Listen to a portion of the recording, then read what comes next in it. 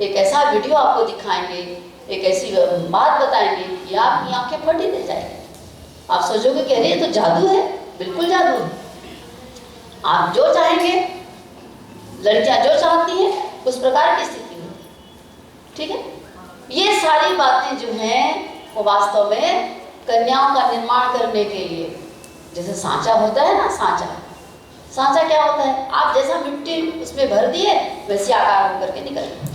कबूतर बनाने का भी सांचा होता है, कौवा बनाने का भी सांचा होता है, देव प्रतिमा गढ़ने का भी सांचा होता है, जैसे ईंट का सांचा होता है।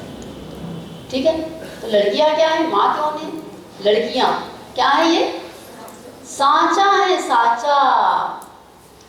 सांचा सही है तो पूरा समाज और राष्ट्र सही बन करके निकलेगा, और सांचे में गड़बड़ी रह गई तो सब गड़बड़ हो जाए। कंप्यूटर का सॉफ्टवेयर होता है ना,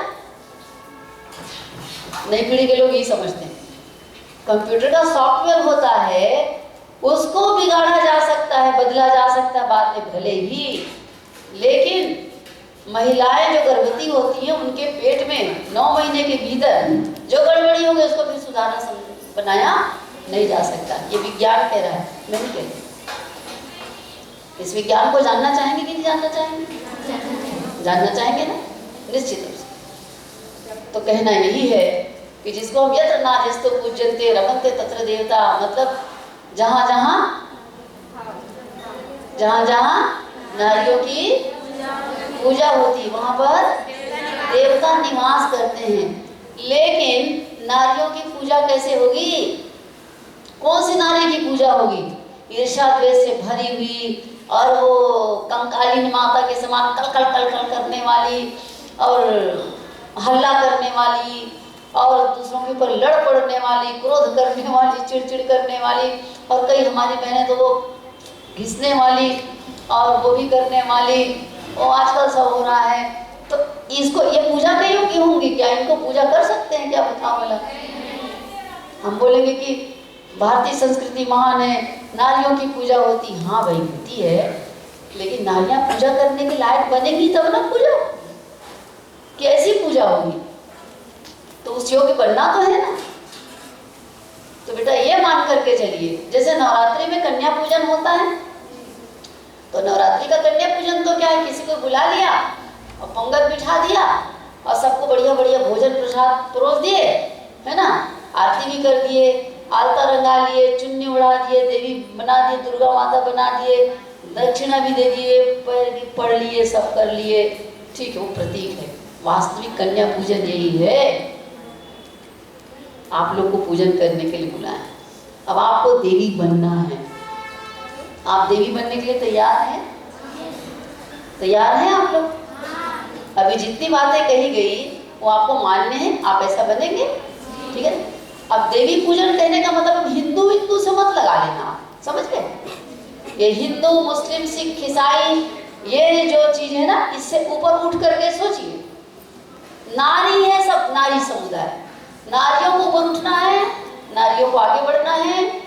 नारी की भूमिका चाहे कोई भी जाति हो, कोई भी धर्म हो, कोई भी संप्रदाय हो, वो भारत हो, चाहे पाकिस्तान हो, चाहे इंग्लैंड हो, चाहे अमेरिका हो, सब जगह नारियों की भूमिका भगवान की ओर से, सृष्टा की ओर से एक समान, उसमें अंतर नहीं है ना। और वो जितनी अधिक संस्कारवान होंगी, जितनी अधिक सुलझी हुई होंगी, उतना ही अधिक उनकी भूमिका जो है वो शानदार होगी।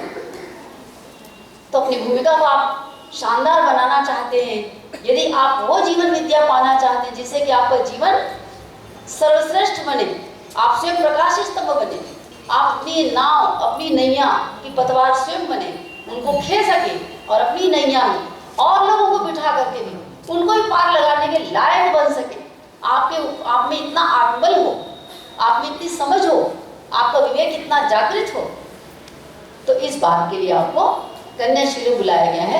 और कन्या शिविर का आयोजन इसीलिए हुआ है। तो मैं तो प्रणाम करती हूँ बहनों को, भाइयों को, जिन्होंने इस कन्या शिविर का आयोजन किया और कन्या पूजन करने के लिए आप लोगों को बुलाया।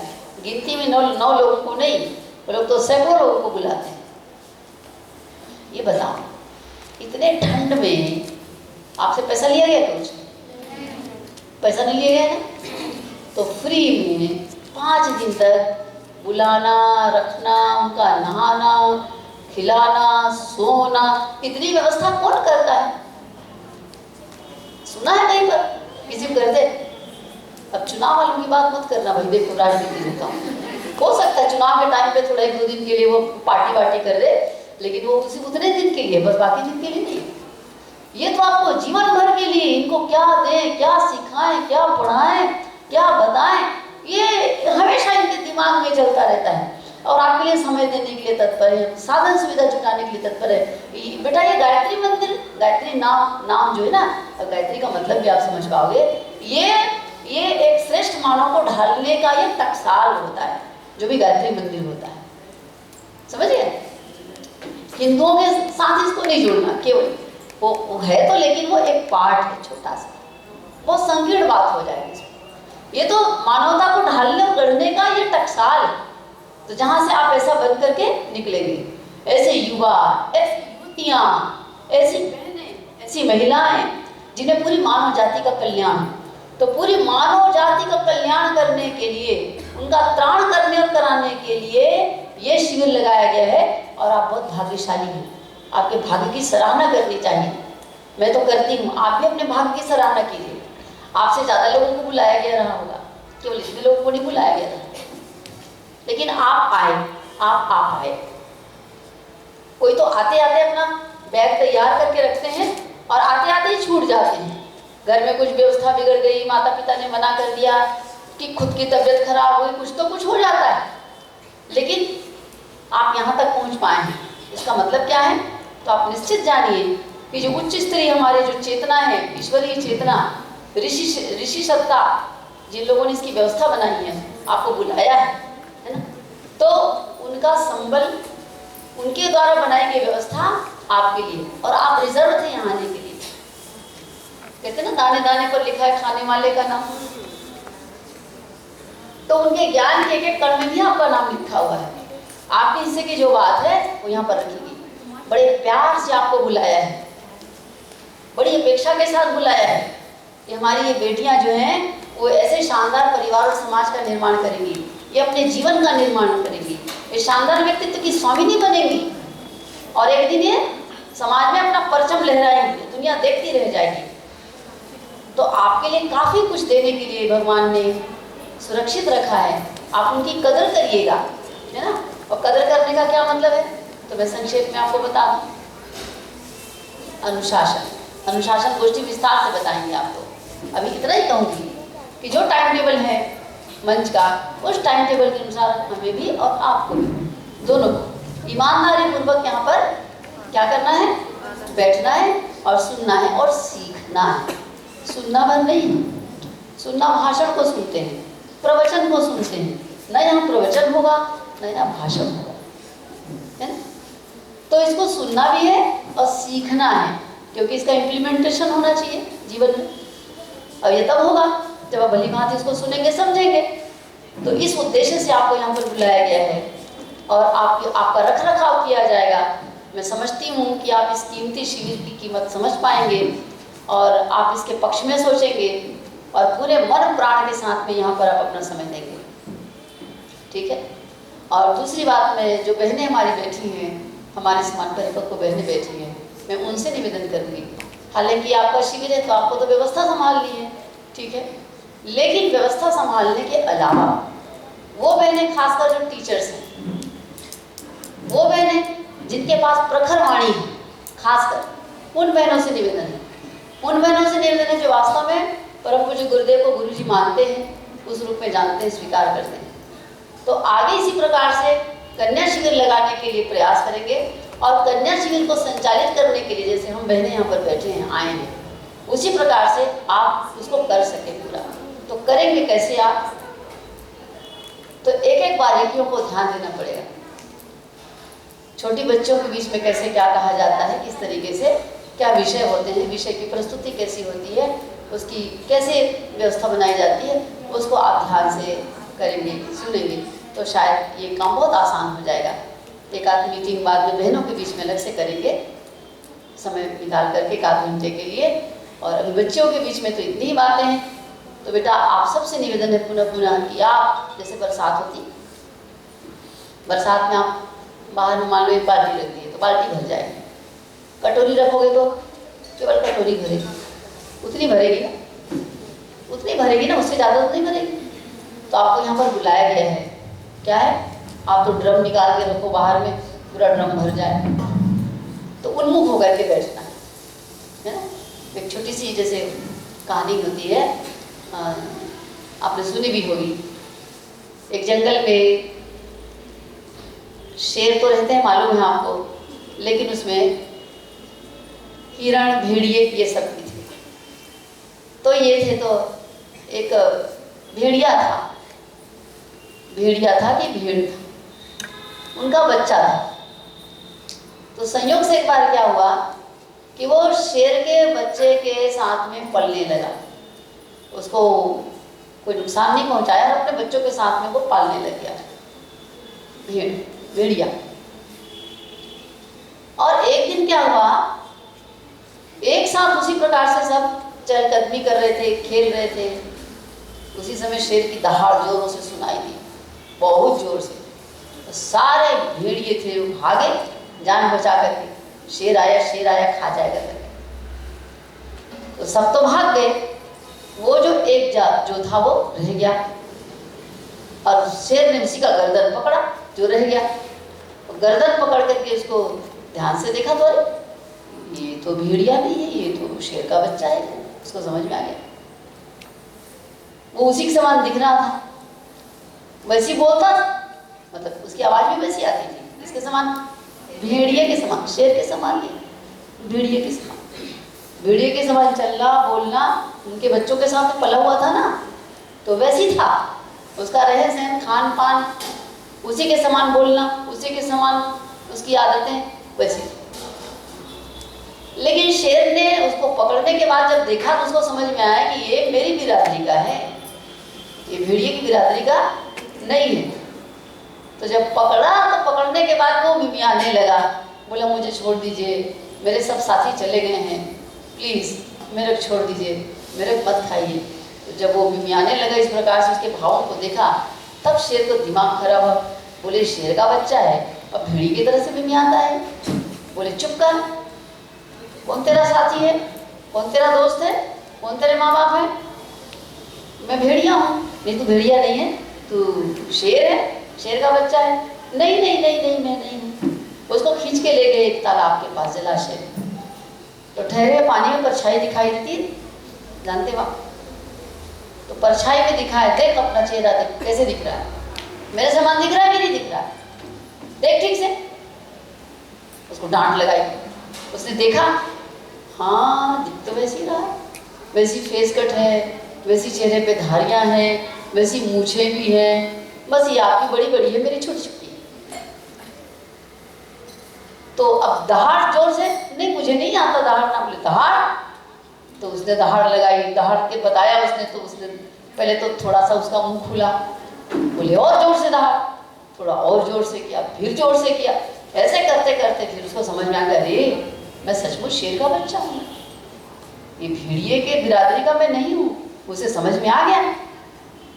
मैं क्या बता रही हूँ, ये हमारी आपकी कहानी है, उस भेड़ भेड़िए की कहानी नहीं है, उस शेर की कहानी नहीं है। तो बेटा हम लोग किनकी संतान हैं और हम लोग कौन हैं और हम लोग कहाँ से आए हैं, ये हमें बहुत गंभीरता से सोचना चाहिए। शेर के बच्चे को समझ में आ गया कि मैं शेर का बच्चा हूँ, मैं भेड़ियों की बिरादरी का नहीं हूँ।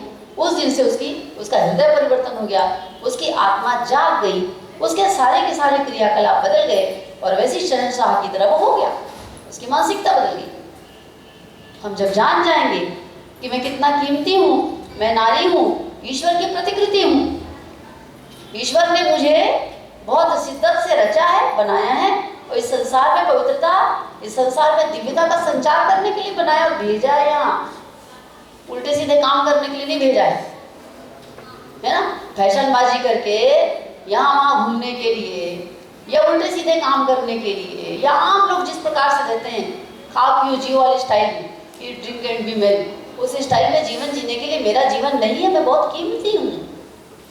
यदि ये विश्वास हो गया, यदि ये बात समझ में आ गई, हमारे सारे क्रियाकलाप बदल जाएंगे। हमारी मानसिकता बदल जाएगी। और देखते देखते जैसे अंधेरे कमरे में एक टॉर्च मारो तो तुरंत रोशनी होती है, सेकंड की देर किए बिना। उसी प्रकार से हमारी मानसिकता बदलती है, और मानसिकता बदलती है तो हमारे सारे क्रियाकलाप और जीवन की दिशा बदल जाती है, और हम क्या से क्या हो जाते हैं। आपको वही क्या से क्या हो जानने के लिए, है ना, जैसे लोहे को पारस से छुआ दिया जाए तो क्या बन जाता है वो, सोना। तो आपको वही स्वर्णिम टच देने के लिए, सोना बनाने के लिए, आपको भान कराने के लिए, आपकी आत्मा को जगाने के लिए, जैसे शेर के बच्चे को ये भान हो गया, उसी प्रकार से आपको बोध कराने के लिए यहाँ पर बुलाया गया है। ईश्वर करे आप उस बात को समझें, जाने, अपने जीवन की दिशा को पहचाने, अपने जीवन का उद्देश्य को जाने, और जिस उद्देश्य के लिए यहाँ पर बुलाया गया है सारी बातें आपसे कही जाएगी, उनको आप हृदयंगम करें और अपने जीवन का निर्माण करें, इसके लिए बुलाया गया। तो ये जो बुलाया गया है वो आपको पसंद आया कि नहीं आया? जिस उद्देश्य से बुलाया गया है वो उद्देश्य आपको पसंद आ रहा है? पसंद आ रहा है ना?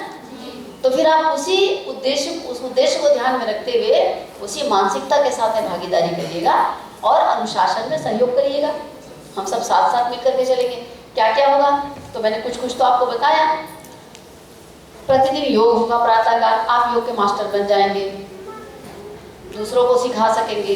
दूसरों को नहीं भी सिखाएंगे तो कम से कम आप पूरे जीवन भर स्वस्थ तंदुरुस्त रहने लायक तो बन ही जाएंगे।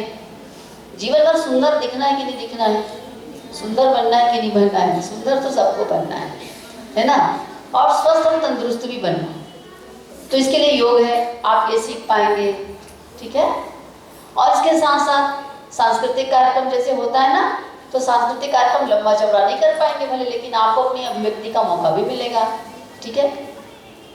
प्रोजेक्टर के द्वारा, वीडियो के द्वारा आप ऐसी ऐसी बातें सुनेंगे, देखेंगे कि आपका मन खुश हो जाएगा, आपको भाषणबाजी नहीं लगेगी, और आपको अभिव्यक्ति का मौका भी मिलेगा, आप प्रश्न कर पाएंगे।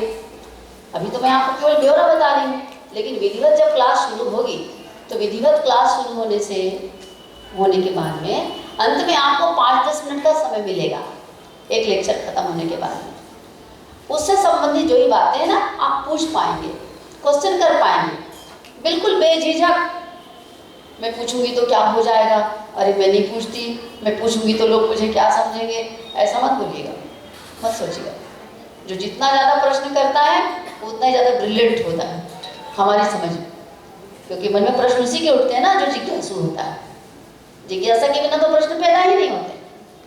तो प्रश्न आपको पूछना है, लिखने लायक चीज़ों को लिखना है, सुनना समझना है, डायरी में नोट करना है, प्रश्न करना है, प्रश्न का जवाब पाना है, प्रत्येक प्रश्न का जवाब आपको पाना है और प्रश्न करना है। प्रश्न आप तब कर पाओगे जब ध्यान से सुनेंगे, तभी प्रश्न कर पाएंगे ना। प्रवचन नहीं सुनना यहाँ पर बैठ कर, चलो बोल रहे हैं, हाथ जोड़ करके सुन लिया, हाँ जी हाँ जी हाँ जी, ओके ओके, नहीं, नो नॉट ओके। प्रश्न करना है हर चीज़ को, क्या, क्यों, कैसे, ये कैसे हुआ, वह कैसे हुआ, ये ऐसा क्यों होता है, ऐसा नहीं तो ऐसा होगा तो क्या होगा, ये प्रश्न आपको करना चाहिए ना, तो आप ज़्यादा समझ पाएंगे उस चीज़ को, ठीक है। तो आपको बहुत बहुत शुभकामनाएं इस बात के लिए, आप शिविर में आए इसके लिए बहुत बधाई, और जो दीदी लोगों ने इस शिविर का आयोजन किया है उनको बहुत बहुत बधाई, बहुत साधुवाद, धन्यवाद। और आगे की बात कहने के लिए लक्ष्मी दीदी आगे की स्थिति को देख करके बताएं, समय के अनुसार ये आगे बढ़ाना है बातों को। बोले भारत माता की, भारतीय संस्कृति की। चलिए अब आप ये बताइए कहाँ से आए हैं आप लोग? सारे लोग अंबिकापुर से नहीं है? हाँ, सूरजपुर से कितने हैं? जिला वाइज बताइए कितने लोग सूरजपुर से? तो सूरजपुर में तो खुद ही शिविर हो रहा है। अच्छा, बलरामपुर से कितने आए हैं? बलरामपुर। अच्छा, बैकुंठपुर से कितने आए हैं?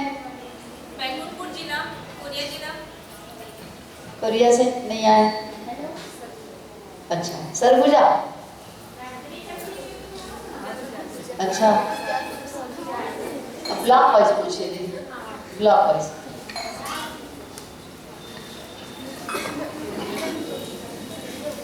बोली भारत माता की जय।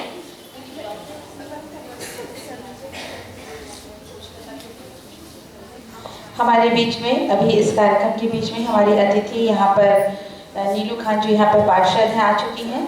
उनका हम एक बार स्वागत के क्रम में हमारी सुधा दीदी को मैं बुलाना चाहूँगी कि वो फूल गुस्से उनका स्वागत करें। वो साथ ही सशक्त नारी की भूमिका के रूप में है और सच्ची समाज सेवी। हर ही हमारे कार्यों में हम सभी को बीच में आ सकती हैं और ऑनलाइन भी दीदी ने हमारी व्यस्तता के बावजूद भी अपनी बात रखी थी और हम आज यहाँ पर नारी जागरण के रूप में इन्हें पाकर बहुत ही आह्लादित हैं, आनंदित हैं, क्योंकि पार्षद की भूमिका भी एक सच्ची लोक सेविका की भूमिका होती है। तालियों से स्वागत दीदी का करें। साथ में उनके पति जी हैं मुजीबुर रहमान जी, कांग्रेस के नेता हैं, मैं उनका भी स्वागत फूल गुस्से। श्रद्धा दीदी को मैं आमंत्रित कर रही हूँ कि उनका स्वागत पुष्प गुस्से करें। श्रद्धा दीदी आ जाएं। आप यहाँ सब पत्नी इस कार्यक्रम में उपस्थित हैं, ये भी हमारे लिए बहुत बड़ी बात है कि हमारे सुखी दाम्पत्य जीवन की मिसाल और ऐसे सशक्त और हमारे नेता साथ में पत्नी के रूप में सचल भूमिका निभा रहे हैं और हम सभी के बीच में हैं। आप सभी को बहुत बहुत सशक्त प्रणाम, अभिनंदन, स्वागत। ऐसे ही आप हमारे कार्यक्रम में आते हैं और अपना समय देते रहें। मैं यहाँ पर से चाहूँगी कि आदरणीय दीदी के माध्यम से हमारी दीदी जो यहाँ पर सर्वप्रथम आ चुकी हैं और अर्चना दीक्षित जी उद्घोषिका, तो 2 मिनट उनको हम अवसर यहाँ प्रदान करना चाह रहे हैं कि इस पूरे कार्यक्रम में कन्या कौशल नारी जागरण शिविर, इसकी सार्थकता और जो मंचासीन दीदी ने अभी वक्तव्य दिए हैं और उसके साथ ही आपको बहुत कुछ कार्यक्रम की रोचकता और व्यापकता, साथ ही साथ गर्भिता मालूम चली होगी, क्योंकि हम सभी इसके लिए परेशान रहते हैं कि वास्तव में ये कन्या कौशल है क्या, परम पूज्य गुरुदेव का समर्पण। लेकिन उस कार्य को हम जब अंदर आत्मसात करते हैं और उस पर चलने लगते हैं, तो वो कौन सी ऐसी शक्ति है जो हमें महान पथ पर ले जाती है। वैसे ही पथ की भूमिका आज दीदी ने हमें कुछ सूत्र बताए हैं और ये तो थोड़ी सी झलक और झांकी है। अभी जब आप अंतिम दिन प्रवेश करेंगे तो वास्तव में आप अपने आप को एक जीता जागता एक मिसाल के रूप में यहाँ पर पाएंगे और ऐसी उज्जवल भविष्य की देश की नारियां जो कन्या के रूप में यहाँ उपस्थित है, हम सभी गौरवान्वित हो रहे हैं कि हमारे आशा का दीप विशेष रूप से यहाँ पे जागृत हो रहा है। जागृत देवियों का यह एक समूह यहाँ पर मंडल के रूप में विद्यमान है। हमारे सभी सहयोगी बहनें भी इसके पूरा प्रयास में हैं। आइए मैं अर्चना दीक्षित जी को यहाँ पर मिनट दिए आशीर्वाद और इस कन्या कौशल शिविर में आपको कैसा लग रहा है थोड़ा सा आप बताने की बात। सर्वप्रथम तो यहाँ कन्या कौशल एवं नारी जागरण शिविर का जो प्रशिक्षण का जो शिविर आयोजित किया गया है, इसमें प्रशिक्षिका जो हमारी हैं प्रोफेसर डॉक्टर कुंती साहू जी और उनकी टोली है सरगुजा के गायत्री विद्यापीठ की जो हमारी बहनें जो कार्यक्रम की आयोजिका हैं, श्रीमती लक्ष्मी सिंह जी, श्रीमती अमृता जी और मीनू सिंह जी, उपस्थित सभी लोगों को और यहाँ जो इस कार्यक्रम को जो आज आयोजन किया गया, मैं तो अपने आप को बहुत भाग्यशाली समझूंगी कि मुझे भी मौका मिला है। मैं पहली बार ऐसे कार्यक्रम में, मतलब ऐसे तो हम रेडियो में हैं, उद्घोषिका है, एक 4 दीवारी के अंदर में हम अपनी बातें रखने का प्रयास करते हैं और ग्रामीण महिलाओं के कार्यक्रम से जुड़ी हुई हूँ मैं। तो ग्रामीण महिलाओं को कैसे आगे बढ़ना है, उनको कैसे सशक्त बनाना है, इस बारे में हम अपने छोटे छोटे कार्यक्रमों के माध्यम से उनको जानकारी देते हैं। लेकिन इतने विशाल स्तर पर ये जो कार्यक्रम चल रहा है, इसके बारे में मुझे पहले भी थोड़ी बहुत जानकारी थी। जैसा भी दीदी हमारी यहाँ बता रही थी, इनकी एक एक बात, मैं तो सच कहूँगी भाव विभोर हो चुकी हूँ इनकी बातों से कि बिल्कुल सही सही बात कर रही है। हमारी जो वास्तविकता जो हमारी लाइफ में है बिल्कुल ऐसे ही है। हम वास्तव में जो बहनें हैं जिनको हम देवी रूप में हम जानते हैं, अब वो देवी पंथा हमारी खो चुकी है। बहुत कम ऐसी बहनें हैं जिनको हम कहेंगे कि ये देवी तुल्य है। हम तुल्य बोलेंगे, देवी भी नहीं बोल पाते। उसके पीछे कारण कहीं ना कहीं ऐसा है कि हम अपनी संस्कृति को भूल रहे हैं, जो अपने सनातन धर्म से चली आ रही, जो कुछ अगर हमारे सनातन धर्म से कुछ मर्यादाएं हैं, कुछ हमारी जो संस्कृति में जो हमें हमारे जो बड़े लोगों ने जो हमें सिखाया था, हम उसको भूल रहे हैं। हम अपनी जो पश्चिमी सभ्यता की ओर आजकल जो अग्रसर हुए हैं, उनसे जो मोहित हो चुके हैं, ये सारी चीज़ें कहीं ना कहीं हमें थोड़ा बहुत गर्त में डाल रही है। शिक्षित होने का मतलब जो है, सही कहा है अभी दीदी ने कि सिर्फ किताबी ज्ञान होना नहीं है। यदि हम अपने संस्कार भूल चुके हैं और यदि हमारे पास हमें बात करने की हमारी शैली नहीं है, हमारे बात व्यवहार की शैली नहीं है, और हमारे पास बहुत सारी डिग्रियां हैं, बहुत पढ़े लिखे हैं, बहुत ऊंचे ओहदे पर हैं, तो सारी डिग्रियां हमारी बिना मतलब की हैं, कोई काम की नहीं है। हमारा शिक्षित होना नहीं, हम अशिक्षित हैं, हमें निरक्षर ही कहा जाएगा। किताबी ज्ञान तो बहुत है, लेकिन जो हमें संस्कारिक ज्ञान बोला जाए वो हमें बिल्कुल नहीं है। और अगर हम ही खुद ऐसी हैं, हम जितनी बहनें हैं, अगर हम ऐसे हैं तो जाहिर सी बात है कि हमारी आने वाली संतान भी ऐसी ही होगी। वो हो सकता है कि हमसे 4 गुना और ज़्यादा गर्त में गई हुई हो। तो ज़रूरी है कि ये जो कार्यक्रम जो चलाया जा रहा है कि बच्चियों को पहले से तैयार किया जा रहा है कि वो एक आदर्श नारी बनेंगी, एक देवी स्वरूप बनेंगी, और जो आने वाला समाज है उनके लिए एक उपयुक्त और सही ढंग से जो है जो आने वाली पीढ़ी है वो पैदा करेंगी, ताकि ये समाज को जो है हम अपने सांस्कृतिक और जो हमारे सनातन धर्म है उस ओर ले जा सके, संस्कारिक बना सके। हम अपने संस्कार खो चुके हैं, और इसके लिए जो ये कार्यक्रम का आयोजन किया जा रहा है बहुत बढ़िया है। और मैं तो चाहूँगी कि इसमें जितने ज़्यादा लोग सम्मिलित हों, हमारी जो छोटी छोटी बेटियाँ आई हुई हैं ये सम्मिलित हों, क्योंकि बाहरी चकाचौंध और बाहरी जो झूठा आवरण है, इससे हमको थोड़ा सा मुक्त सच्चाई की ओर बढ़ना है, देखना है हमको कि हमको आगे कैसे जाना है। मैं एक बात ये भी कहना चाहूँगी, अभी दीदी जैसे बता रही थी कि जैसा माँ रहती है वो बस जैसे तैसे जो है किसी तरह संतान उत्पन्न कर दी, फिर वो कैसे पल रहा है, वो कैसे संस्कार उसके जा रहे हैं। पहला परिवार ही जो है और पहले गुरु जो है तो माँ होती है, और माँ ही अगर अशिक्षित है और संस्कारिक नहीं है तो मान के चलिए कि फिर जो हमारी पीढ़ी आ रही है, जो हमारा चाहे लड़का हो या लड़की, दोनों ही असंस्कारिक ही होंगे। तो बहुत जरूरी है कि माँ को, बहनों को, सबको संस्कारिक होना जरूरी है, और हम क्या हैं उस बारे में हमको जानना जरूरी है। हमारे यहाँ बहुत कार्यक्रम चलता है, हम लोग रेडियो को या फिर राजनीति को जितना भी बताया रहे हैं कि बहुत हो रहा है, बेटी बचाओ, बेटी पढ़ाओ, नारी को सशक्त बनाओ। सशक्त बनाने की जरूरत है कि हम पहले से सशक्त हैं, बस कारण क्या है कि हमारा सशक्तिकरण जो है, हम कैसे सशक्त हैं इसको हमको जानने की ज़रूरत है। हमको ज़रूरत है कि हम क्या थे और क्या हो गए, उस चीज़ को सही ज्ञान हमको जानने की ज़रूरत है। जैसे बोलते हैं ना, हनुमान जी को जब जामवंत जी बताया कि तुम्हारे अंदर कितनी शक्तियाँ हैं, तो उनको उनकी शक्ति का ज्ञान हुआ। इसी तरीके से हमको भी जानना है कि हमारे अंदर क्या क्या है, हम क्या कर सकते हैं। तो मैं यहाँ उपस्थित सभी दीदी लोगों का बहुत बहुत धन्यवाद करती हूँ कि ऐसे ऐसे कार्यक्रमों का आयोजन होता है, और आगे मैं भी इसमें भाग लेना चाहूँगी कि ऐसे कार्यक्रमों में अगर आने का और बोलने का मौका मिलता है। और जैसा भी दीदी समझा रही थी आप सभी बच्चियों को कि आपके अंदर में कुछ ना कुछ तो ऐसा है जिनका अभी जब ये 5 दिन का शिविर चलेगा आपका, और इस शिविर में जब आप लोग भाग लेंगे तो आपके अंदर में कौन सा कौशल है। देखिए अभी जैसा था कि हम बोल नहीं सकते, कुछ लड़कियां जो है वो अपने अंदर से जूझती रहती, कुछ ऐसी परेशानियां होती जो अपने परिवार में शेयर नहीं कर सकती।